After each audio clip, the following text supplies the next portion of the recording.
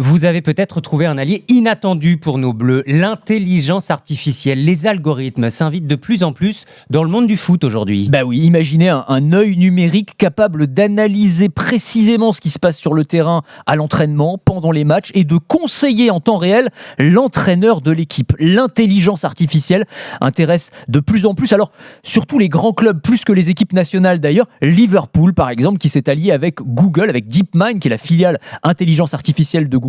Ces ingénieurs ont créé un assistant virtuel intelligent pour aider le coach dans ses prises de décision. Concrètement, on part d'une masse phénoménale de données sur l'intégralité des matchs d'une équipe de ces dernières années, récoltées par des capteurs, des trackers GPS dont sont équipés les joueurs, et un algorithme va passer tout ça au crible et essayer de trouver des récurrences, des éléments qui échappent à un œil humain, même très aguerri, et à partir de ça, eh bien, il va faire des suggestions. Si vous faites une passe en profondeur du côté droit contre telle équipe, tel joueur va partir dans telle direction, un autre va faire autre chose.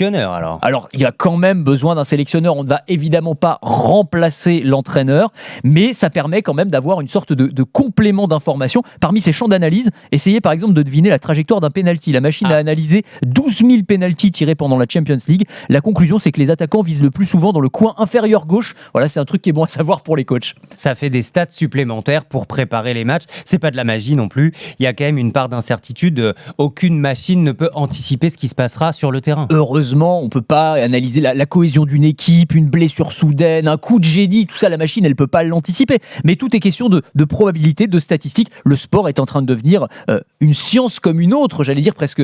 C'est presque ça. Et c'est vrai, dans le sport américain, le basket, le baseball, le foot américain, ça fait longtemps qu'on utilise beaucoup plus qu'en France encore tout ce qui est data, mais c'est en train d'arriver dans le foot de manière assez massive. Et la France est tout de même en pointe aussi. Il faut le dire, alors pas forcément les Bleus d'ailleurs, mais le PSG par exemple travaille par exemple avec l'école polytechnique pour trouver un informaticien de génie. En 2019, ils ont lancé un concours pour trouver une sorte de Mbappé des algorithmes qui serait capable de mettre au point un outil informatique qui aiderait l'entraîneur à prendre les meilleures décisions. On peut aussi citer la start-up Skill Corner qui a mis au point une intelligence artificielle capable d'analyser des vidéos de matchs pour trouver des faiblesses très précises dans le jeu de l'adversaire en analysant plein de vidéos. Ça va aussi permettre de trouver potentiellement des futurs recrues. En analysant par exemple des matchs de 4e division argentine que personne regarde, eh bien c'est la machine qui va peut-être détecter la perle rare que personne n'aurait pensé aller chercher.